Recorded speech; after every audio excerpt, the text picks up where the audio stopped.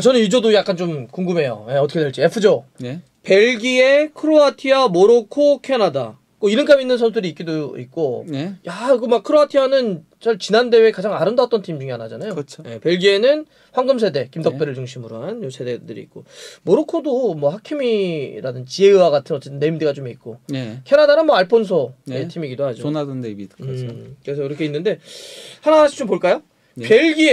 벨기에 이번에 명단 딱 발표되는 거 보면서 벨기에 이름값은 기가 막힙니다. 네. 뭐 코르투아, 알더웨이럴트, 베르통원, 악셀비체, 김덕배, 루카쿠, 아자르, 카라스코, 와 메르텐스 진짜 많네. 예, 근데 이제 조금 세대 교체가 조금 이루어지고 있긴 하죠. 신예 선수들이 가세를 했는데 특히 수비 쪽에, 센터백 쪽에. 센터백 쪽에 조금 많이 바뀌었죠. 물론 여전히 알더베이레트하고 이제 베르통원은 있어요.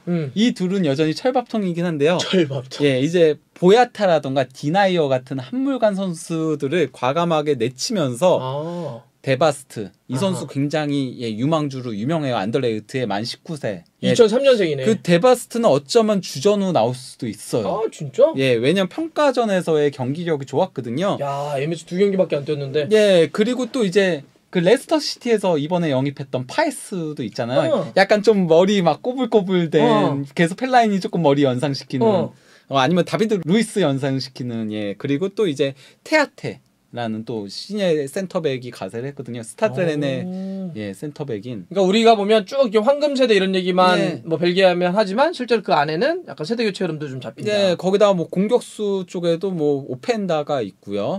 예, 그리고 또 이제 데케텔라르도 있고요.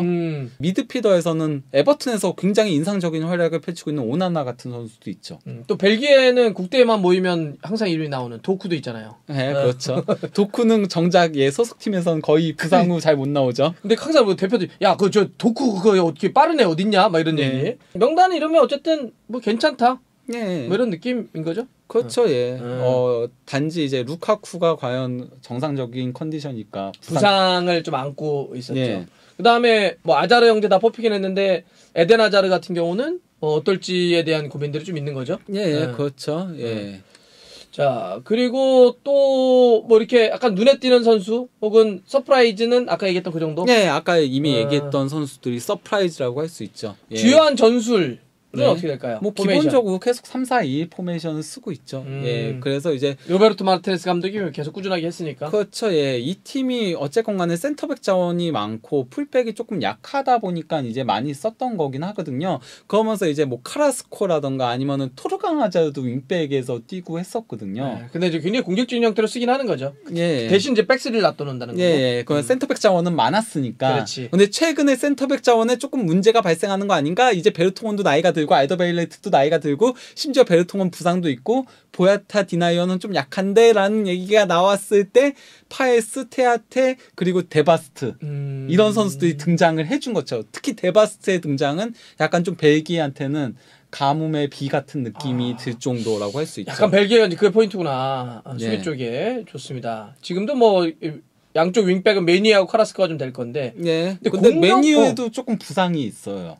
메니에 같은 경우는 메니에도 현재 부상이 좀 있어가지고 지금 그 루카쿠, 메니에 그리고 베르통원이 조금 부상을 안고 있거든요. 그래서 그 부위는 조금 고민이 되긴 할 겁니다. 근데 난 이렇게 보면서 이름값만 넣고 보면 공격이 분명히 알려져 있는 선수들이죠. 뭐 루카쿠나 바추아이나 에데 아자르나 트로사르, 케빈 데브라이너. 근데 지금 보면 어때요? 근데 약간 이름은 알려져 있지만 그렇게 강하지 않을 것 같은 느낌도 있거든요. 폼이나 일단 저는 그러니까 에당아자르는 이제는 더 이상 주전으로 쓰면 안 된다라고 생각을 해요. 나도. 그냥 트로사르를 내보내는 게 낫고 그래서 트로사르하고 카라스코하고 둘 다 윙백과 공격수를 모두 설 수 있잖아요. 그러면 둘이 절묘하게 스위칭도 되면서 좋은 시너지를 보일 거라고 저는 개인적으로 생각을 하거든요. 그리고 최근에 트로사르가 괜찮은 모습들을 벨기에 대표팀에서도 보여줬어요. 브라이턴에서 괜찮잖아요. 하지만은 이게 에당아자르가 워낙 상징성이 있는 선수여가지고 빼기가 쉽지 않다. 그게 항상 그 문제야. 그렇죠. 그게 고민거리고. 폼이 떨어지거나 좀 아닐 때는 좀 바꿔줘야 되는데 그냥 그 선수 없이 어떻게 돼? 막 이런 것 때문에. 그리고 루카쿠가 벨기에 대표팀에서는 정말 잘하는 거 맞는데 지금 부상이 있잖아요. 그러면 루카쿠가 없을 때 바추아이도 물론 대표팀에서는 정말 골을 많이 넣고 있어요. 신기하게도 2경기 하나 정도 때려 넣죠. 예, 하지만은 약하지. 예, 이게 월드컵 본선 무대는 또 다르잖아요. 바추아이가 지금 페네르바체에 있죠, 터키에. 예, 그리고 지금 조가 까다로운 조거든요. 은근히 까다롭다니. 예, 정말 강한 조예요. 제가 봤을 때는 여기는 다 궁금해. 크게 차이가 나지 않는다라고 생각하거든요. 누가 떨어지고 누가 올라가도 무슨 뭐 그렇기 때문에 더더욱 바추아이가 먹힐까. 만약에 예를 들면 같은 조에 사우디 같은 팀이 있으면은 그럼 바추아이 써도 되죠. 그렇지. 하나가 그냥 다 이렇게 무너져 버리는 이런 데가 있으면. 그래서 그 부분이 조금 고민거리다. 그리고 저는 중원도 비첼 덴동커 이쪽보다는 오나나를 쓰는 게 더 낫지 않나. 워낙 폼이 좋고 잘하고 있고 하니까. 근데 지금은 비첼과 덴동커나 뭐 틸레망을 좀 더 그렇죠. 예. 이 선수들이 해준 게 있으니까 그렇지. 약간 좀 해준 게 얼마인데 예. 이런 거죠. 그러니까 이 황금 세대의 어떤 점에서는 맹점이라고 할 수 있는 거예요. 아, 그렇지. 그러니까 황금 세대의 마지막이라고 얘기하잖아요, 벨기에. 예. 이 지금 뛸 수 있는 그렇죠. 이 아자르를 포함을 해서 야, 마지막 무대인데 얘를 빼면 그 서사가 말이 돼? 이런. 그리고 이 선수들이 정말 벨기에의 가장 최고의 전성기를 이끌었으니까. 그렇죠, 그렇죠. 엔조 시포테를 넘어선 거잖아요. 지난 월드컵 때 3위를 하면서. 아, 그렇죠. 엔조 시포가 사실 벨기에 4강을 할 때 그렇죠. 예, 어마어마했던 인물인데 사실 여기는 멤버 자체가 되게 지금 전체가 화려하지. 네. 근데 이번에는 그때보다 또 4년이 지난 거고 마지막이니까 네. 분명히 폼이 떨어진 친구들이 있는데 야 마지막을 어떻게 빼? 이게 좀 문제가 될 수도 있다. 그래서 로베르토 마르티네스 감독의 결단이 필요하다. 뺄 선수는 좀 빼라. 예. 아, 좋습니다. 벨기에는 어느 정도까지 만약에 제대로 한다면 자칫 잘못하면은 16강에서도 탈락할 수 있다. 왜냐면 옆에가 죽음의 조니까. 그러면은 독일이나 스페인을 만날 수도 있고. 뭐 어쨌든 많이 올라가도 한 8강. 예. 느낌은 예. 객관적인 전력은 좋습니다. 자, 다음은 어디일까요? 예, 다음은 이제 크로아티아죠. 진짜 지난 대회 프랑스가 우승하기로 했지만 많은 사람들이 가장 많은 감동을 줬던 느낌을 줬던 팀은 크로아티아였죠. 예. 크로아티아의 딱 명단 보면서는 어떤 느낌이었어요? 뭐 크로아티아도 역시나 뭐 많이 본 선수들이 요소에 있긴 한데요. 그래도 나름 세대 교체가 어느 정도는 되고 있다. 그러니까 예를 들면 모드리치나 토트넘에 뛰고 있는 페리시치나 브로조비치나 코바치치나 뭐 크라마리치나 우리가 너무나 많은 선수들이 아는 선수들이 있는데 세대 교체라고 한다면 누구를 얘기할 수 있어요? 그래도 뭐 어쨌건 수비 쪽에는 가장 대표적으로 그바르디올이 있고요. 그바르디올. 예, 그리고 또 그 외에도 수탈로라던가 에르리치 같은 선수들이 있거든요. 예, 그래서 찰레타차르도 나이가 많은 선수가 아니에요. 젊은 선수인데도 밀려가지고 탈락했어요. 마지막 예비 명단까지 올랐다가 예, 뭐 그런 부분들도 있고 또 이제 미드필더도 이 팀은 워낙 뭐 미드필더가 항상 좋았었잖아요. 전통적으로. 예, 그래서 뭐 후계자들도 나쁘지 않다. 뭐 마에르라던가 파살리치라던가 이런 선수들이 있으니까. 예. K리그에 뛰었던 오르샤도 있죠? 예, 물론 여기서 이제 오르시치라고 읽어야 되겠지만. 예, 그러니까 오르시치도 명단에 올랐는데요. 원래는 브레칼로가 조금 더 대표팀에서는 중용을 받았었거든요. 많이 나왔었는데 워낙 오르시치가 뭐 챔피언스리그에서도 좋은 모습을 보여주고 하다 보니까 마지막 경쟁에서 승리를 했습니다. 그래서 승선하는 데 성공을 한 거죠. 예. 자, 그러면 이제 지금 이야기하는 거는 많이 뽑혔던 선수들이 중심을 잡으면서도 세대 교체가 어느 정도 좀 됐다 이런 얘기를 했는데 크로아티아의 주 전술이나 포메이션 어떻게 될까요?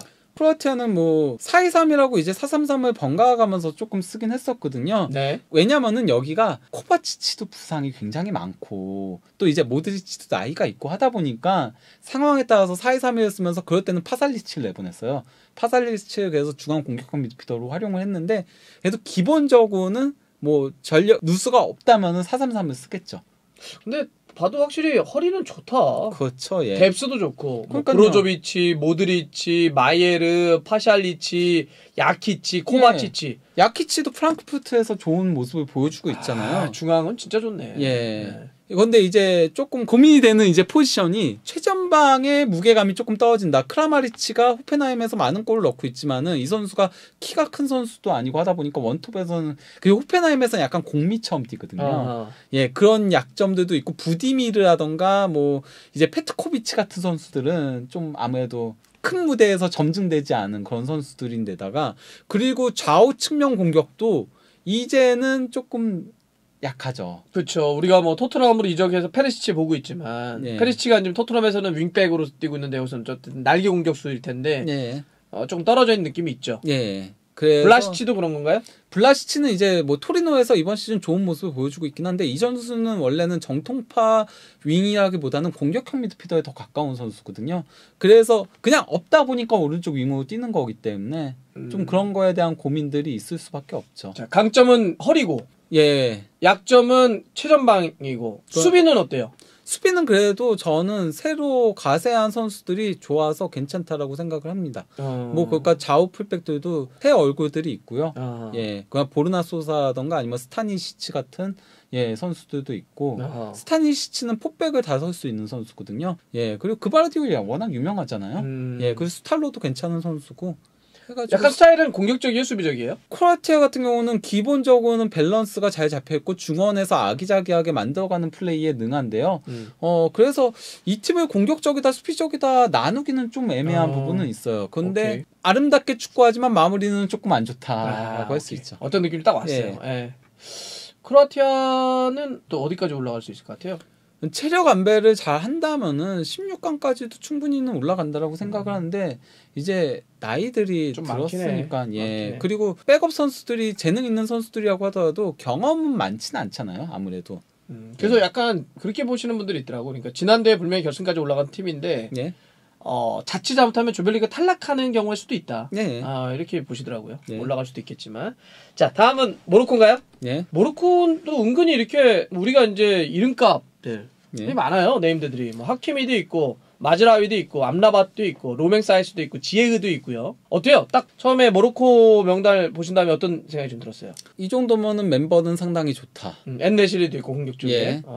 근데 정말 많이 바뀌었다. 많이 바뀌었다. 이 저기 때문에 그렇죠. 할리오지치 감독이 날라갔잖아. 그러니까 할리오지치 감독이 워낙 성격이 있다 보니까 진짜 자기 거 확실하지 막 자기 아니면 엄청나잖아. 그때 막. 그래서 지에유, 마즈라이, 아리트 막 이런 선수들이 다 대표팀을 그만뒀거든요. 감독 때문에. 그래서 할리오지치가 이제 본선 티켓 확보하고 나서는 이 선수들 설득하러 가가지고 막 같이 모로코 기도 들고 막 이랬어요. 하지만 안 들어왔어요. 이제 좀 화 풀고 들어와 그랬는데 안 들어왔었는데. 안 들어오니까 결국 할리오지치 감독을 경질하고 레그라귀 감독을 새로 이제 선임했거든요. 그러니까 이 감독 같은 경우는 그러니까 뭐 카타르 알 두알리와 모로코 위다드 감독직을 수행했던 경험이 있어요. 자국 감독이잖아요. 어쨌건 간에 카타르 경험도 있다는 것도 어느 정도는 선택의 이유가 되지 않았나 싶긴 해요. 그리고 레그라귀 감독이 선임되자마자 바로 다 돌아왔습니다. 바로 왔습니다. 지혜도 바로 오고 마츠라이도 바로 오고 아리트도 바로 오고. 그러니까 이게 우리 할리오지치의 많은 걸 봤잖아. 진짜 무섭잖아. 자기 막 확실하고 성격 불같고. 그러니까 막 이런 스타 플레이어들이 안 해놔 저 감독 밑에서는. 그런데 이제 축구협회도 이제 뭔 줄이 탄 거지. 야, 안 되겠다. 야, 홀리치 잘라라. 잘라서 자국 감독 딱 앉혔더니 다 돌아왔다.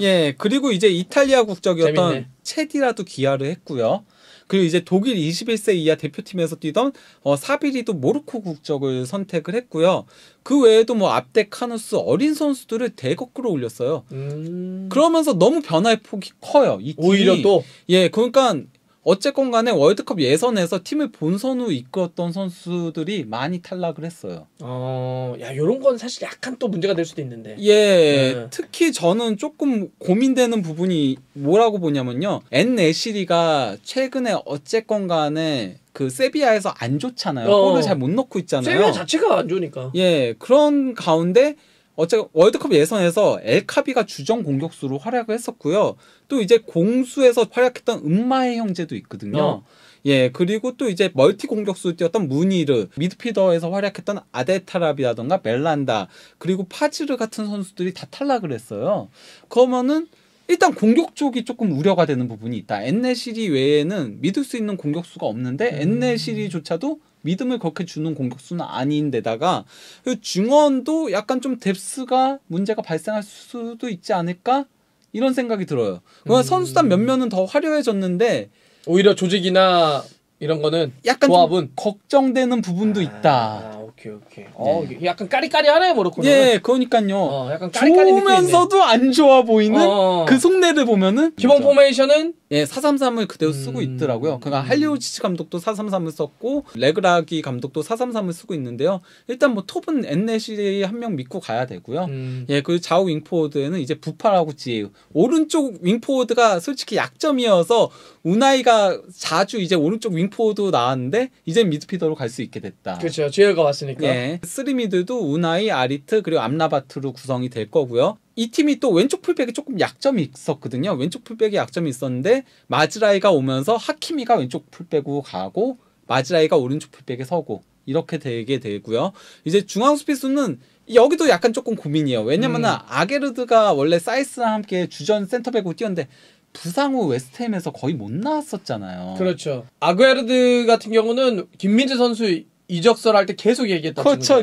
엮여 있었죠. 아게르드 떠난 자리를 김민재로 채우려고 한다라고 계속 얘기가 나왔었는데 웨스트햄에서 한 경기밖에 뛰지 못했거든요. 계속 부상 후 못 나오면서 그럴 경우에 그래서 저는 수피스 은마에도 뽑았어야 된다라고 생각을 하거든요. 이 선수가 아게르드가 없을 때 주전은 아는데 물론 최근 이제 A매치에서 다리를 갑자기 쓰기 시작을 했어요. 그리고 다리가 나쁘지 않은 모습을 보여주긴 했는데 그래도 경험이 너무 없거든요. 이 선수도 만 23세에 A매치 4경기 출전이 전부예요. 그러다 보니까 좀 리스크가 있다. 아게르드가 못 나오게 된다면은 브레스트 얘기하는 거죠? 네, 그렇죠. 근데 어떤 느낌이냐면 그냥 이렇게 명단만 보면 괜찮아. 네, 그렇죠. 명단은 괜찮죠. 이름만 놓고 보면. 이름만 놓고 보면. 아니, 거기가 베스트 11은 더 강해졌는데 뎁스가 조금 얇아진 느낌이랄까? 모로코가 몇 경기나 치른다고 뎁스까지. 약간 그 느낌 좋네. 그러니까 이 표현이 좋은 것 같아. 좋아진 것 같은데 안 좋은 것 같기도 하고 이런 느낌이에요. 약간 좀 그래요. 그리고 여기는 어쨌든 감독이 바뀌면서 큰 어떤 변화들이 있었다. 그래도 어쨌건 간에 베스트 11들이 그 앤네시가 좀 좋은 활약을 펼친다면은 모로코는 다크호스가 될 자격이 충분히 있을 정도로 명단이 나쁘지 않다. 좋습니다. 마지막 캐나다. 캐나다는 이제 다음 월드컵 공동 개최국이기도 한데요. 캐나다는 지금 보면 알폰소 데이비스 바이에른 뮌헨에. 근데 저 친구 지난번에 그 코로나 이후에 여러 가지로 조금 그런 느낌도 있어가지고 원래 그리고 지난번에 부상 소식이 있어서 깜짝 놀랐는데 또 바로 뛰었죠. 그다음에 이제 조너선 데이비드도 있고요. 근데 뭐 대놓고 여기는 진짜 알폰소 데이비스 밀어주게 하더라고요. 막 선수 명단 발표할 때도 알폰소 데이비스가 있고 같이 영상으로 그렇게 하더라고요. 여기는 이제 좀 공격수로 쓰잖아요. 알폰소를. 근데 뭐 이름값이 거의 알폰소 데이비스가 주장이에요. 물론 뭐 실제 주장은 아티바 허친슨이 있긴 하지만 허친슨이 뭐 워낙 여기는 존재감이 큰 선수죠. 근데 허친슨이 어쨌건 주전도 아니고 하다 보니까 지난번도 안 뛰었고 마지막 평가전 또. 그래서 알폰소 데이비스를 거의 스타로 그냥 밀더라고요. 보니까 이제 알폰소가 없을 때는 공격이 잘 안 풀리는 게 있는데 그나마 유스타키오 선수가 조금 좀 풀어주는. 유스타키오가 저 선수가 그거 귀화시킨 선수죠. 포르투갈 선수인데 볼 배급이 되는 선수죠. 맞아요. 그나마. 그래서 유스타키오가 대체 불가죠. 저 선수도 조나단 데이비드, 알폰소 그리고 유스타키오 이 세 명은 대체 불가. 야 호일렛 아직도 있어. 그렇죠. 근데 또 나이가 그렇게 많지도 않아. 옛날에 하도 호일렛 이러잖아 봐. 32살인데. 자, 캐나다는 그러면은 뭐 어떤 이슈가 좀 있을까요? 딱 보시면. 캐나다는 백스리로 전환을 했거든요, 요새요. 아무래도 이제 그가 강팀들하고 붙기에는 포백으로는 좀 힘들다라고 생각해가지고 백스리로 전환하면서 흥미로운 거는 또 알폰소 데이비스를 공격형 미드필더로 써요. 그렇더라고 가운데로. 윙도 아니고, 윙도 아니고 공격형 공미로 쓰더라고 나 지난번에. 아니 저는 백스에 쓰면은 윙백으로 쓸 줄 알았는데 그래도 이 팀이 윙백이 좀 아데컵이라던가 이런 선수들이 나쁘진 않아서 그런 것 같아요. 그래서 대신 쓸 수 있는 선수가 있으니까 넌 올라가라. 그래서 공미로 쓰긴 했는데 근데 이제 백스를 쓰는 데 있어서 이 팀이 센터백 뎁스가 풍족한 게 아니거든요. 백스리는 센터백이 많아야 되잖아요. 그렇죠. 근데 하필이면 도넬 헨리가 부상을 당했습니다. 수원 삼성에서 뛰었다. 그래서 이 선수가 부상이 많죠. 맞아요. 보면은 저는 체중 관리가 안 돼서 그렇다고 생각을 해요. 그러니까 하체가 상체를 못 버티는 과거 허드스톤이 그랬잖아요. 그래서 감독들이 허드스톤한테 너 피쉬앤칩스 끊으라고 맨날 그랬대요. 그런데도 먹고 하다 100kg가 넘어가지고 맛있는 거 못 끊어. 어쨌든 살 억지로 뺐어요. 근데 헨리가 결국은 마지막 순간에 하차했어요. 그래서 과연 백스리를 쓸 수 있을까라는 의구심은 있죠. 쓸 수 있는 센터백 자원이 너무 적어서. 지금 보니까 비토리아, 밀러, 존스톤. 예, 그리고 코르넬리우스가 뽑힌 건데 이 선수도 경험이 부족하거든요. 아, 근데 진짜 3백을 쓰기에는 센터백 자원 자체가 좀 부족하네. 예, 그렇죠. 지금 어쨌건 간에 윙백은 그래도 자원들이 있으니까 그래서 조금 밸런스를 잡기 위해 이렇게 쓴 것 같은데 저는 자칫 잘못하면 다시 그냥 백포로 전환할 수도 있지 않을까. 예, 그런 생각도 들긴 합니다. 네. 아, 좀 약하다. 그러니까 지금 알폰소 데이비스가 있고 예. 조너선 데이비드가 있고 공격에. 예. 레리 이제 봤는데 그렇게 위협적이지 않던데. 예. 호일렛 좀 있고 부캐넌이나 뭐 아데컵이나 이렇게 측면 쪽에 윙백에서 공격을 끌어갈 수도 있는데 네. 또 그렇게까지 위협적이진 않은 것 같더라고요. 그렇죠. 예. 차라리 그냥 그렇게 할 거면은 더 수비적으로 닫고 알폰소 데이비스한테 측면 돌파를 시키는 게 더 낫지 효과적이지 않을까. 알폰소는 측면에서 거의 장판파처럼 뚫고 가는 게 되는 선수거든요. 근데 나 알폰소가 공미로 뛰는 걸 봤는데 네. 이게 패스가 뭐 그런 감각적으로 이건 아니잖아. 네. 그러니까 빠르고 뭐 이런 건 그렇죠. 있는데 침투 잘하고 침투 잘하고 그래서 네. 적어도 나는 약간 공미 롤도 아닌 것 같더라고. 네, 그러니까 그냥 차라리 윙백으로 세우는 게 낫지 않나. 오케이, 좋습니다. 아니면 그냥 4-3-3 쓰던지 그냥 하던 대로. 여기서 캐나다는 떨어지겠죠? 경합 여기서? 아무래도 이번보다는 다음 월드컵을 준비하는 게 더 자우에서 낫지 않나. 그러면 이제 벨기에, 크로아티아, 모로코 요 세 팀들 중에 두 팀이 올라가는. 그래도 누가 그나마 확률적으로 높다고 봅니까? 세 팀 중에. 저는 그래도 어쨌건 간에 벨기에하고 크로아티아가 더 가능성이 높지 않나. 모로코는 도리어 조직력적인 부분에서 문제가 발생할 수도 있고 감독도 경험이 너무 없어요. 맞아요. 급작스럽게 맡은 것도 있어. 그리고 아니 어쨌건 간에 빅클럽 맡은 경험이 전혀 없잖아요. 오케이. 딱 그리고 구단도 3개 구단밖에 안 맡아봤거든요. 아하. 예. 좋습니다. 이렇게 한번 더 정리할게요. 예. 네.